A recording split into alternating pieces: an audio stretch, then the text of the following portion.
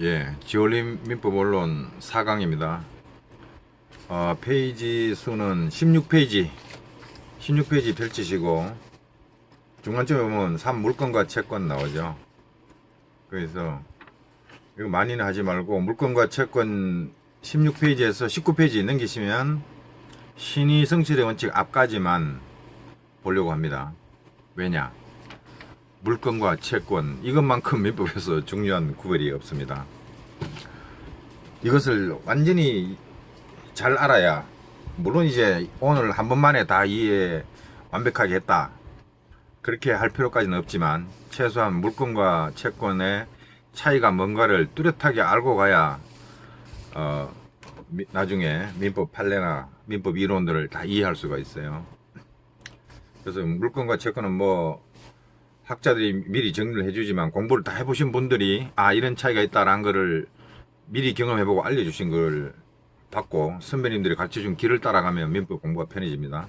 이걸 모르고 물론 민법을 한 10년 20년 하다 보면 물건과 채권이 이렇게 다르네 뒤늦게 깨달을 수도 있지만, 선각자들이 정리된 지식을 미리 던져준 거 지름길을 안내해주는 이 진짜 이 핵심적인 자양분입니다. 이걸 빨리 받아 먹어야 됩니다. 이걸 확실히 구별하고 들어가야 그 다음부터 민법 공부가 효율성이 갖춰집니다. 자, 책으로 교재로 보시면 1028 나와 있죠. 3 물건과 채권. 제가 예습을 이 화면 보지 마시고 책을 보세요. 제가 예습 반드시 하라고 그랬습니다. 예습 안 해서 피해 보는 건 저는 모릅니다. 저는 바로 넘어갑니다. 선가 여러분 읽으시고 나 물건 1029 물건. 자, 물건의 가로치고 1번 한번 읽어보죠. 재산권으로서의 물건은 재산권 비재산권 나눈다 그랬죠. 재산권으로서의 물건은 전형적인 지배권이다. 지배권이고, 지배권이 뭔지 일단은 넘어가고 그 뒤에 밑줄을 쫙 쳐야 됩니다. 물건을 직접 지배하는 권리다. 그 뒤에 뭐 보니까 물건을 직접 지배하여 이익을 누릴 수 있는 권리 이렇게 나오는데, 물건 지배하면 이익이 생기지 그러면 안 생기겠어요? 물건을 지배하는데 손해보고 하겠습니까? 그러니까 물건을 직접 지배하는 권리 이렇게 물건을 지배하는 권리 이렇게 개념을 머리에 빨리 집어넣어야 됩니다. 물건 지배하는 권리잖아. 지올린 교수님이 또 자상해가지고 물건을 직접 지배하여 이익을 누릴 수 있는 권리 이까지 읽을 수 있는 분은 읽어서 집어넣고 머리는 간편해야 되니까 물건 지배하는 권리잖아. 그럼 채권은 뭔데? 채권은 사람을 지배하냐? 사람이 평등한 지배를 어떻게 합니까?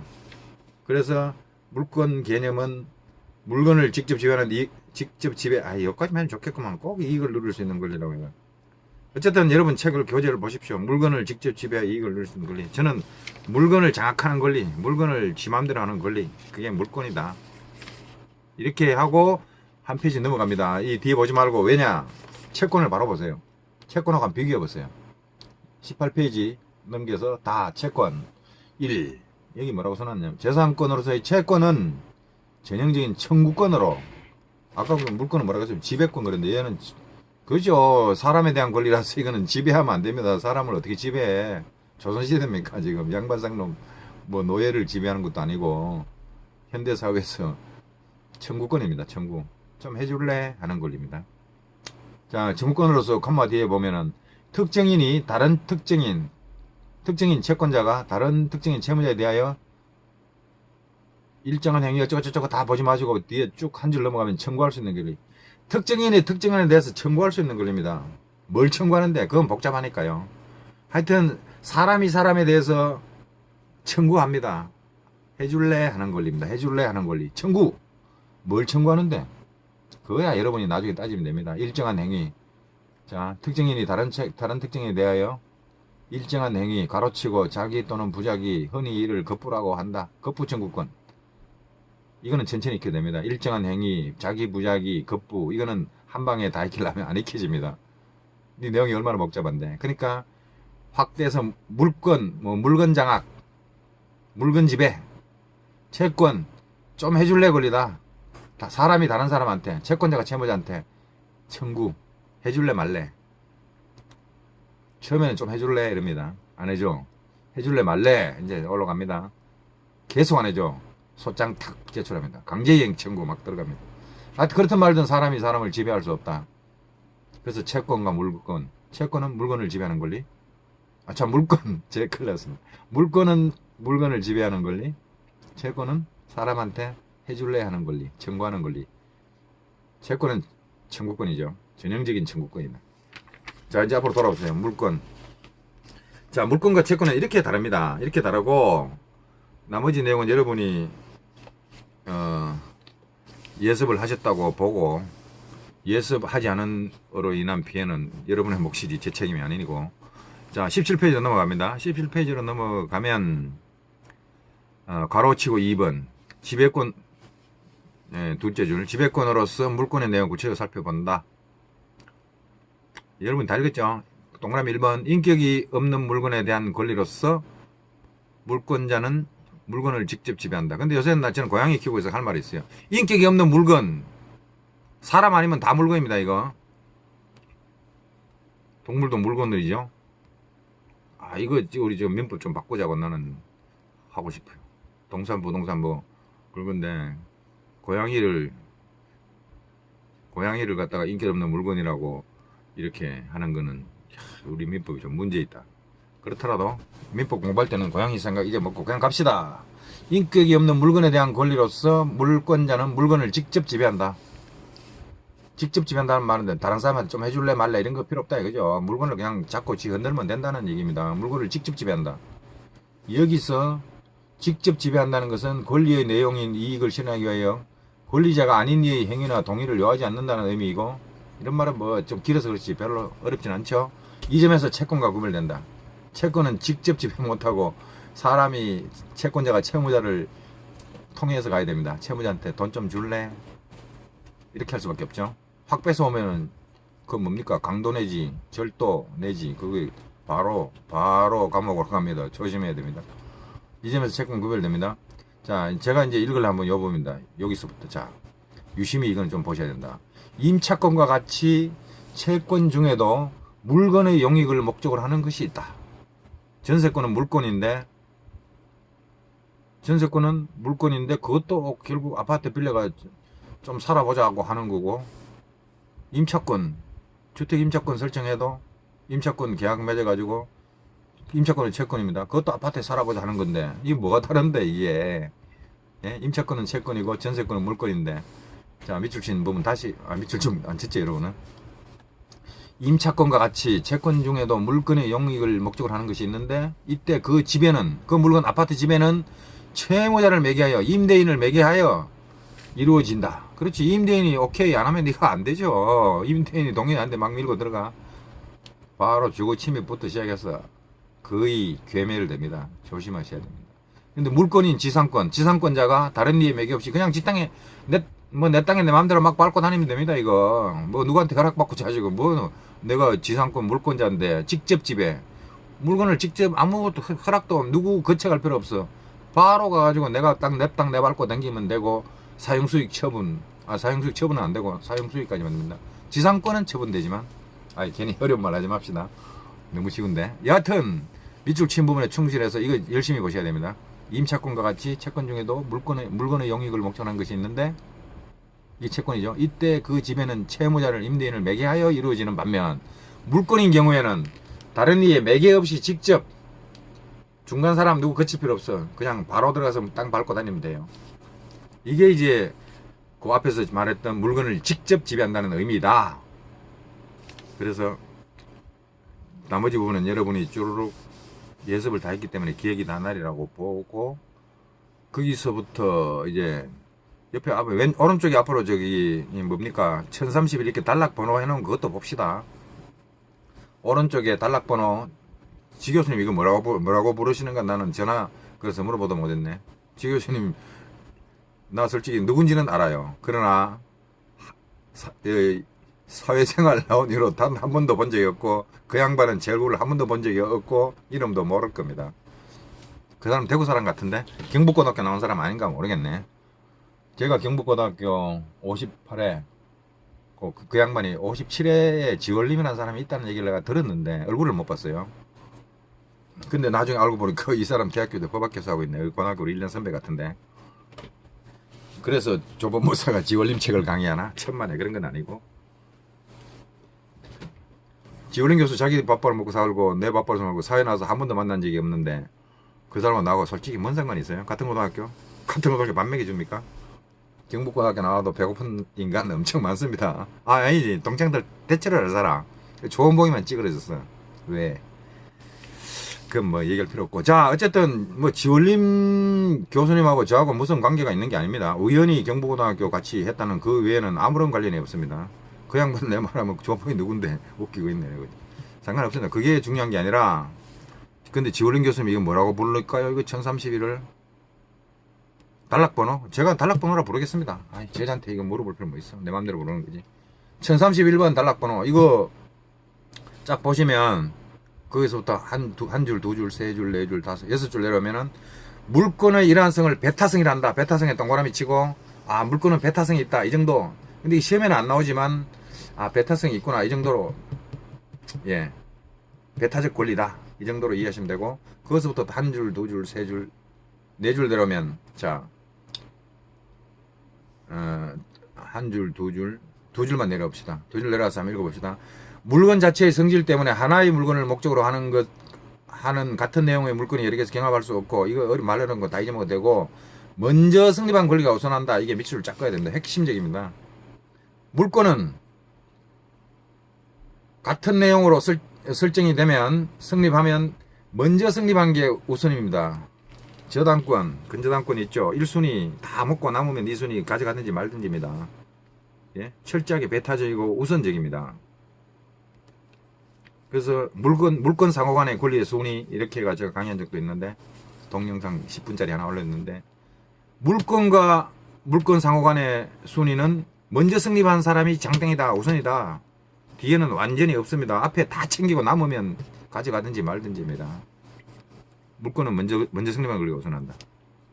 자, 이거 보시고, 그 다음에 물건은 먼저 성립한 권리가 우선한다부터 하나, 둘, 셋, 넷, 다섯 줄 내려오면은 여기 따라서 보이죠? 따라서 물건은 누구에 대해서도 주장할 수 있는 절대권이다. 대세권이다 부릅니다. 절대적 권리이고 대세권, 세상을 대한다. 온 세상에 대고 만세 내 물건이다 외칠 수 있는 권리가 절대권입니다. 물건 강력합니다. 절대권, 대세권이라고 부릅니다. 반면에 채권은 특정한 이에 대해서, 채무자에 대해서만 주장할 수 있고 다른 이를 구속하지는 않는다. 상대권이죠. 물건하고 현저한 차이죠. 채권은 채무자에 대해서만 주장할 수 있고 다른 니가 무슨 관계 있는데, 예? 다른 니 건드리지 마세요. 자, 이건 상대권, 채무자에 대해서만 주장할 수 있다. 절대권은 온 세상에 대해서 만세 부른다. 이렇게 절대권, 상대권, 이거는 완전히 머리에 콱 박혀야 됩니다. 자, 그로부터 한 줄, 두 줄, 세 줄, 네 줄, 다섯 줄 좀 내려오면, 자, 네 줄만 내려왔어요. 자, 밑에서 네 번째. 이처럼 채권과 달리 물건은 모든 이에 대해 주장할 수 있는 권리이므로, 채권과 달리 물건은 모든 이에, 대세권 아닙니까? 권리이므로 잠재적인 이해관계인, 즉 이미 존재하는 물건과 양립할 수 없는 권리, 양립할 수 없다. 이 말 어렵습니까? 둘이 같이 살 수 없다. 하나는 죽어야 된다는 얘기입니다. 이미 존재하는 물건과 양립할 수 없는 권리를 취득할지도 모를 제3자를 보호하기 위하여 어떤 물건에 대하여 누가 어떤 내용의 물건을 가지는지 대외를 알릴 필요가 있다. 공시의 원칙. 그러니까 물건이 이렇게 강력하고 그 누구도 여기에 이거를 침해하지 못한다는 온 세상 만세권, 대세권을 가지고 있기 때문에, 야, 그 정도 되면은 저 물건 누구 거라는 거 좀 알릴 필요가 있지 않냐. 채권은 별로 안 알려도 자기 둘이만 알아도 상관없습니다. 어차피 다른 사람과 관계가 없으니까요. 자기 둘만 알면 되잖아요. 근데 절대권은, 물건은 온 세상에 다 자기가 지배자라고 행세하는 그런 강력한 권리인데, 그거를 저 아파트가 누구 건지 도저히 모르고 아무도 모른다. 이거 좀 안 된다. 여기서 대외적으로 알리자. 공시의 원칙입니다.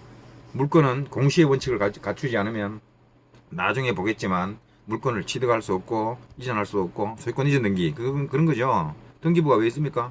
물건이기 때문입니다.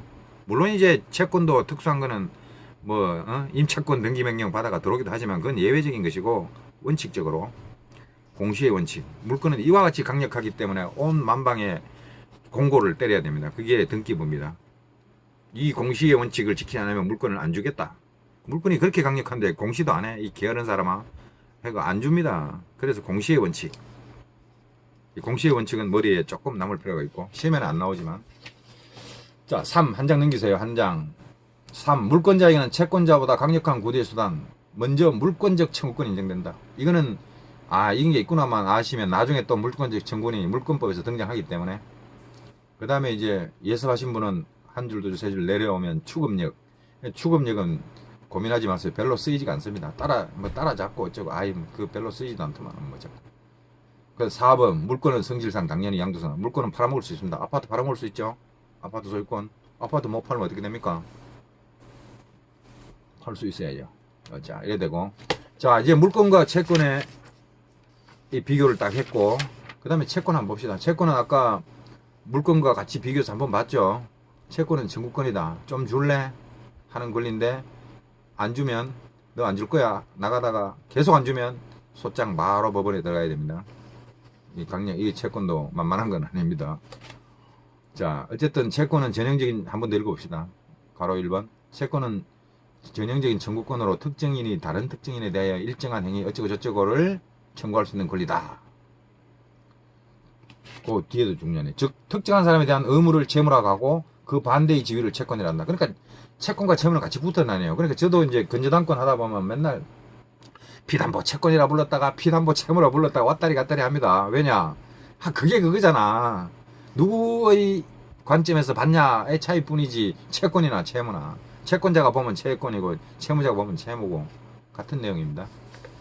그래서 피담보 채무, 피담보 채권 막 혼동해 불러도 상관없습니다. 자, 그래서 채권은 1번에서 그렇게 딱 개념을 잡아줬고 위대하신 지월링 교수님께서 개념을 딱 잡아줬습니다. 이거 유심히 보셔야 되고 물건과 비교해서 보셔야 됩니다. 그리고 그로부터 1034번 단락번호 왼쪽에 붙어 있네요. 1034번에서 여러분들이 집에서 다 읽고 또 이 강의 듣고 휘발성 강하니까 복습하시고 중요한 거는 계속 기억해야 됩니다. 자, 바로 2번 물건과 비교를 통하여 청구권에 대해 채권 살펴본다. 여러분이 살피시고 그래서부터 한 칸, 두 칸, 세 칸, 한 줄, 두 줄, 세 줄, 네 줄, 다섯, 여섯 줄 내려오시면 자, 이러한 성질 때문에 같은 내용의 채권이 여러 개 존재할 수 있고 물건은 물건 상황에 우선순위가 있다 그랬죠. 1번 근저당 다 먹고 남으면 2번은 뭐 누룽지를 긁어 먹든지 알아서 하라. 이렇게 우선순위가 철저하게 가려지는데 채권은 여기 수인의 채권자들은 원칙적으로 가로 안에가 가장 중요합니다. 가로 안에 조그만 글씨로 가령 채권의 성립의 선호와 관계없다. 채권을 먼저 내가 먼저 채권자 이런 거 없습니다. 채권은 오늘 채권자 되나 내일 채권자 되나. 예?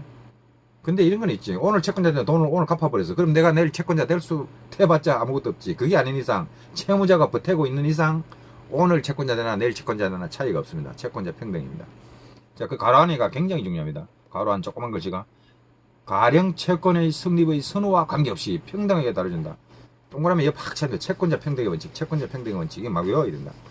채권자 평등의 원칙, 물권자 평등 그런 건 절대 없습니다. 채권자 평등의 원칙, 물권은 우선적 효력 이렇게 들어갑니다. 채권은 평등의 원칙, 우선적 효력이 어디 있어요? 채권에 없습니다. 임차권 그거 확정일자 찍고 하면은 그 우선적 효력 있잖아요. 그거는 정책적으로 채권이지만 주택 임차인들을 보호하는 차원에서 그냥 채권을 물권화 성격시켜 준 겁니다. 사회 정책적인 차원에서요. 법리상으로는 조금 이상할 수 있습니다. 자, 채권자 평등의 원칙, 채권자 평등은 무조건 해야 됩니다. 그리고 즉 물권과 달리 채권에는 배타성이 인정되지 않는다.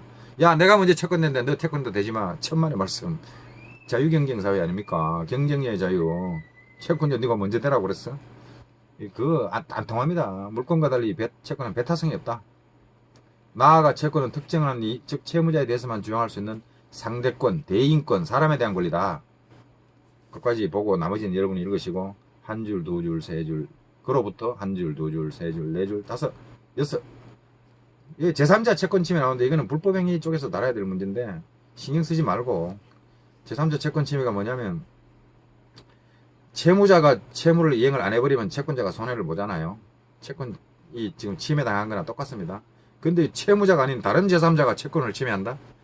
이 이상한 소리를 누가 해가지고 요새 조금 판례도 나오고 법무사 공부부 이상 하시는 분들은 그거 좀 볼 필요가 있어요. 출제 강도 있어요. 그러나 이거 민법의 초입에서 이런 거 헷갈리는 소리 해서 하면 별로 안 좋습니다. 이거는 불법행위 가서 다루면 되고요. 별로 중요하지도 않은데 이상한 논리를 펴가지고 채권 침해? 아, 제3자가 무슨 채권 침해야. 제3자가 그냥 불법행위 한 거지. 자꾸 이런 거 만들어내가지고 논문 쓰려고 그러시는가 몰라도 어려워요. 근데 일반인들은, 그리고 기본을 배우시는 분은 이런 거 신경 쓸 필요 없습니다. 그런 거 있나 보다 하고 넘어가고. 자, 한편 밑에서 두 번째, 한편 채권인 임차권도 대항 여건을 구매하면 제3자에 대항할 수 있고, 요새 그렇죠. 확정일자 전입신고 확정일자 찍고 하면 대항할 수 있고, 나아가 입법 정책적으로, 그거 나오잖아요. 입법 정책적으로 임차인 보호하자 정치권에서 막 떠들어가지고 오케이 하자, 복지국가 아닙니까? 뭐 등등. 아니 뭐 임차인 보호가 복지국가 차원은 아니죠. 그러나 정책적으로 민법의 법의 논리상 그게 타당하다, 법의 논리상 매끄럽게 연결된다가 아니라 채권임에도 불구하고 대항력을 부여해서 임차인들을 보호할 사회적 필요가 있다라고 국회의원님들께서 인정해가지고 자 이렇게 만들어 준 겁니다. 채권의 물권적 효력이 부여될 수 있다. 준물권이라 할 수 있죠. 자, 이거 하고 여러분이 다 읽었다 치고 19페이지로 넘어가면은 하나 둘 셋 넷 다섯 번째 줄에 채권도 양도할 수 있다. 양도. 채권 양도는 나중에 배웁니다. 이까지 하니까 예, 물권과 채권이 중요해가지고 제가 별도의 동방으로 잘랐습니다. 다음 시간에는 신의성실의 원칙인데 물권 채권 비교는 이 정도로 마치겠습니다.